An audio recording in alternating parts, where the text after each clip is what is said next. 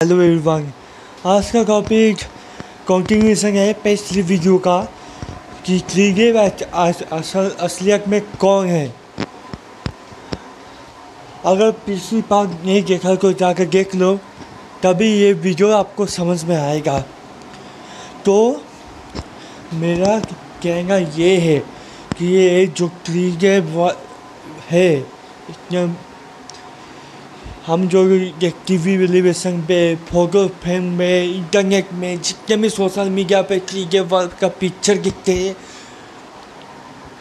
वो असल में क्रीगेव का अवतार है।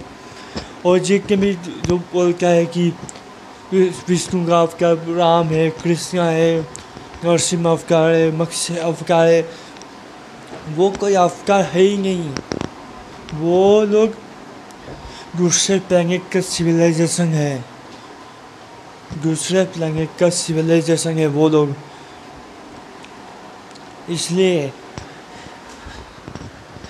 मरमेड्स को देखा ही होगा आप लोगों ने, मरमेड्स जो समुद्र के अंदर रहता है। वो क्यों है, ऐसा क्यों है? क्योंकि वो लोग मत्स्य अवतार के एक सिविलाइजेशन से अंश है। उसकी वजह से हमें से मरमेड्स दिखता है। मरमेड सिर्फ लड़कियाँ नहीं होती, लड़का भी होता है। ओके, वैसे ही इजिप्ट में एक लायन जैसा दिखने वाला क्रिएचर है ना।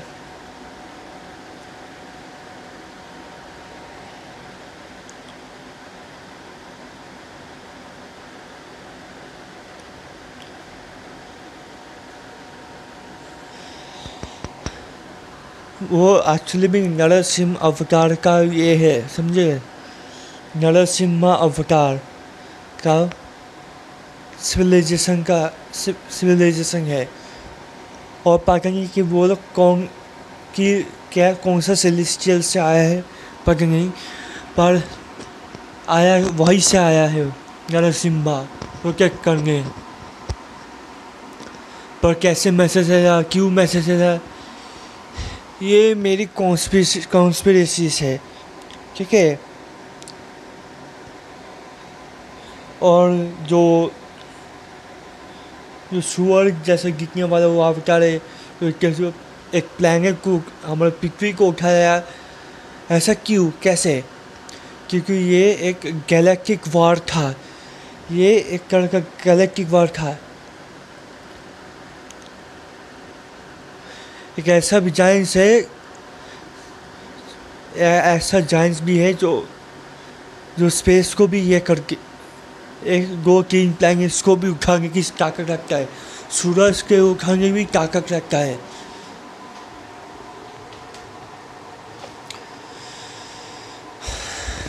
अब समझे, ये मेरे कॉन्स्पिरेसी की हुई है। अगर ये लोग ऐसे जाइंट है तो समझो आप लोग, जो ऐसे फैंटासी नहीं है कि धोती पहन लिया, ये फिर पहन लिया, ये मतलब नेक्स्ट लेवल के। हम जो मतलब ये कहानी हिंदुइज्म के जितने भी कहानी है, जो महाभारत रामायण से के बढ़कर जो कहानी है, इसमें डिमोन्स और असुरा या फिर देवता का वार था, ये सब एक्चुअली गैलेक्टिक वार था।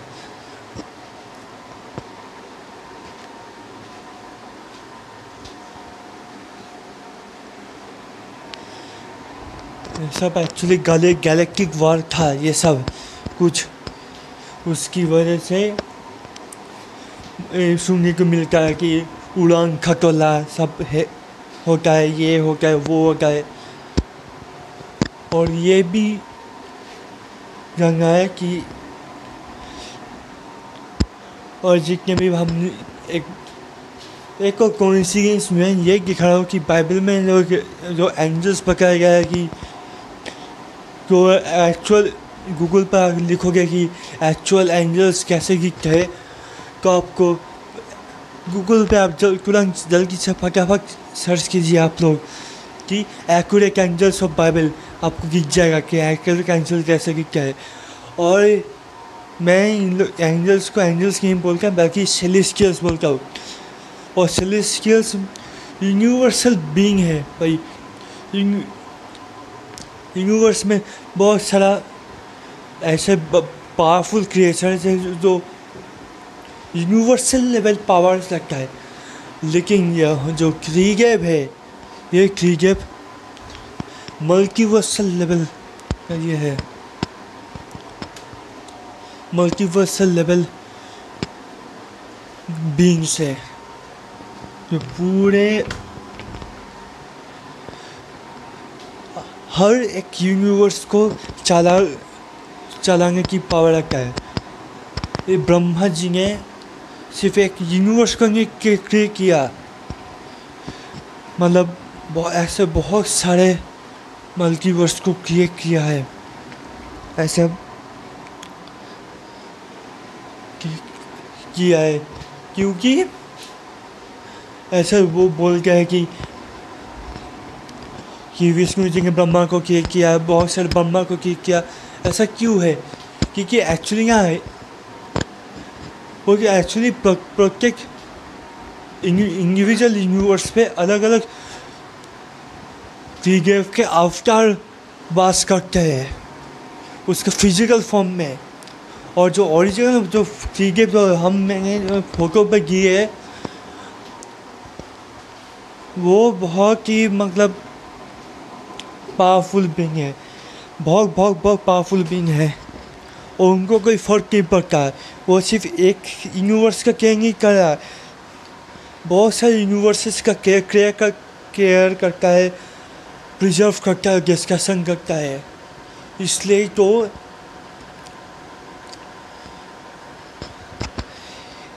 तो ये दिक्कत हो जाती है।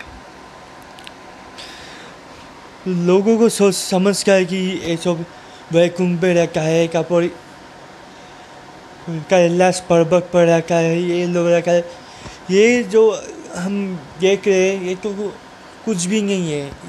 ये क्रीगेव वाला जो है वो असल में बहुत फिजिकल फॉर्म है और अवतार है।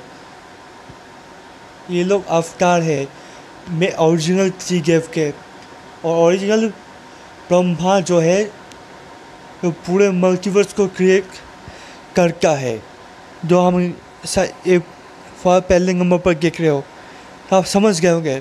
और दूसरे जो है जो विष्णु, जो ओरिजिनल विष्णु है, वो पूरे मल्टीवर्स को प्रिजर्व करता है,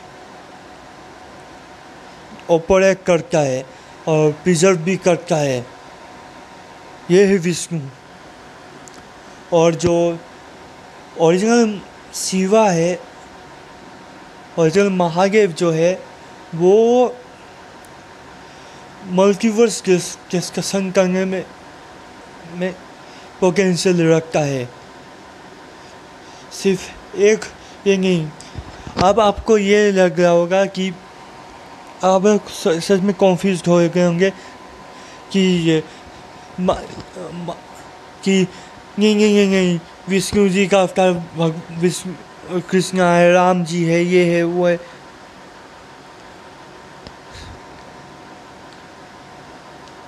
ऐसा नहीं है, ऐसा गलत है।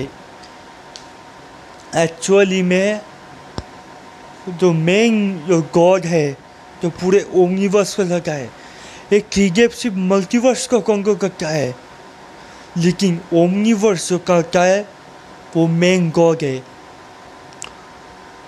उसका छोटा सा वर्जन है कृष्णा। आप ये बात आप समझ गई होगी कि जो जगह जगह ही धर्म से ज्ञानी भव के भरा का अभिठानम धर्म से करकमानम से जानिए हम परिग्राणाय साधुना विनाशाय दुष्टि का धर्म स्थापनाय संभावनी युगे युगे। तो यहाँ पर जो कृष्ण जी जो है भगवद गीता में,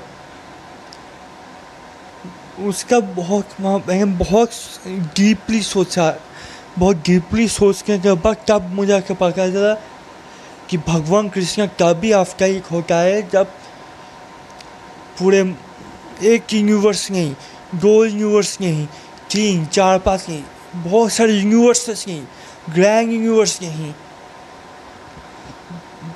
अगर ओमनिवर्स लेवल में कोई खतरा आ जाए तब वो एक ही समय में एक ही जगह पर टेलीपोर्ट होकर चुटकी में कर आपके सॉल्व कर देगा, चुटकी में। और जो कृष्णा है वो वन एबव ऑल का छोटा सा अवतार है।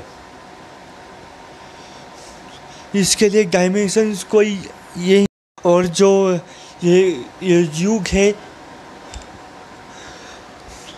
और जो वन एबव ऑल है, मतलब श्री कृष्ण ही इंडायरेक्टली बोलो, वो उसके लिए ना युग जगह मैटर करता है ना ही डायमेंशन। वो डायमेंशन, टाइम, स्पेस, रियलिटी के बड़े जिस करता है।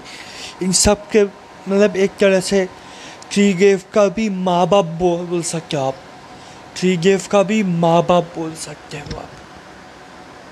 समझ में आया? त्रिदेव का भी माँ बाप।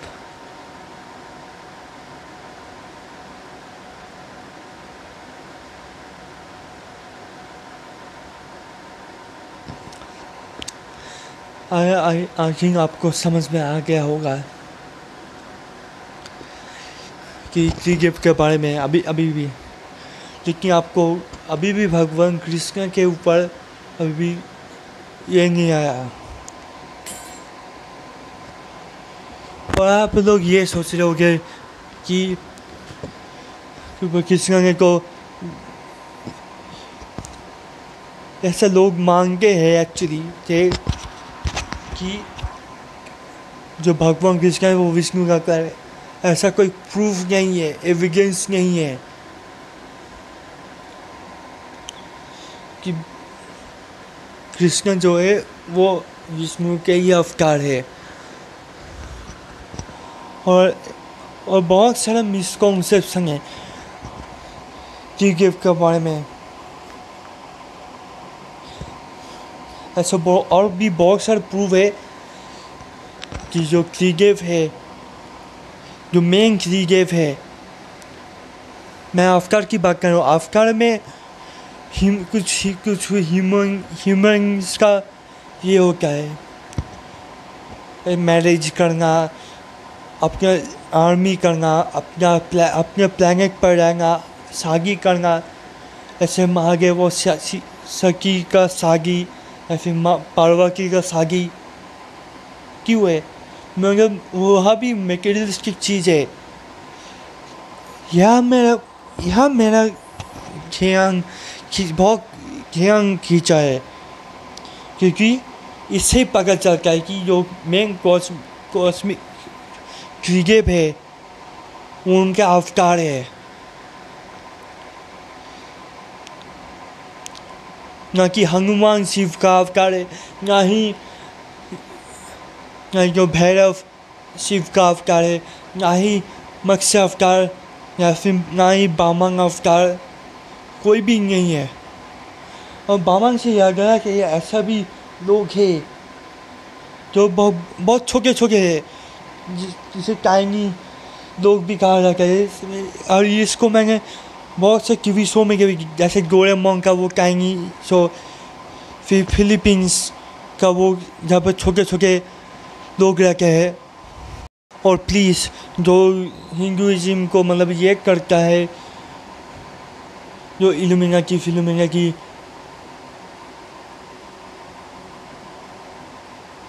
जो ये होता है वो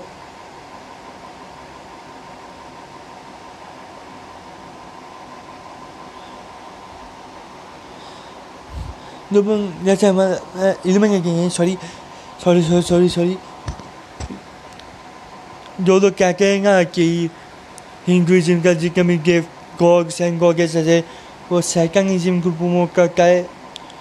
तो मेरा उन लोगों से ये सवाल है कि कौन सा सैटान लोगों की मदद करेगा, कौन सा शैतान अपनी अच्छाई का साथ देगा, ये कौन सा गॉड्स है। मुझे ये बता दो, कोई भी गॉड्स का example, Hindu gods, Greek gods, या फिर इजिप्शियन गॉड, रोमन गॉड, कोई भी गॉड्स बता दो, कोई भी कहानी का बता दो, गैर इस्लाम और क्रिश्चियंस का वो, जैसे अल्मास जैकब और अल्तमास शेख, उन लोगों को मैं यही सवाल करूँगा, कोई भी वर्ड्स लेकर के दिखा कर दो मुझे कि हाँ ये सच में डेविल है, और इनमें कोई ये पहले कोई प्रूफ बता दो। ऐसे ही मत क्या करो कि है गॉड्स है, क्योंकि महादेव के पास त्रिशूल है, इसलिए और डेविल त्रिशूल यूज़ करता है। ये कोई लॉजिक नहीं होगा भाई। लॉजिकली बोल करो, लॉजिकली मुझे आंसर चाहिए। अगर आप जैसे लोगों में गम है, अल्तमास शेख और अल्मास जैकब, भाई साहब, आप जो हिंदूस में शिवा पे जो ये बाका के हो कि ये लोग डिमोन्स है, क्या आपको सच में लगता है कोई भी कौन सा गॉड है जो मदद करने को नहीं आता? कौन सा गॉड है जो मदद करने को नहीं आता? ये बता दो। हिंदुइज्म में कोई भी ये बता दो।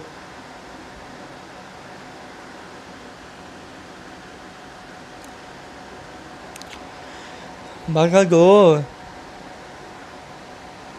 जैसे महाभारत का टाइम पे जब रेप हुआ था द्रौपदी का, तब किसने क्या एक राक्षस कभी भी आएगा मदद करने के लिए? क्या जितने भी जो वो सोसाइटी का जो बेच दिया है,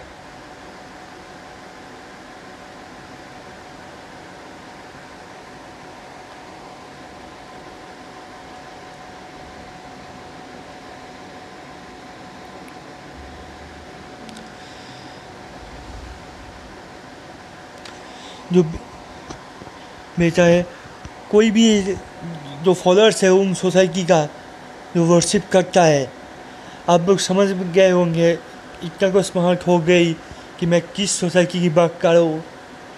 तो मेरा उन लोगों से यही मेरा कड़क जवाब है कि कोई भी शैतान या फिर डिमोन मदद को करना आएगा, ज़रूरतमंदों की मदद करना आएगा, नहीं ना,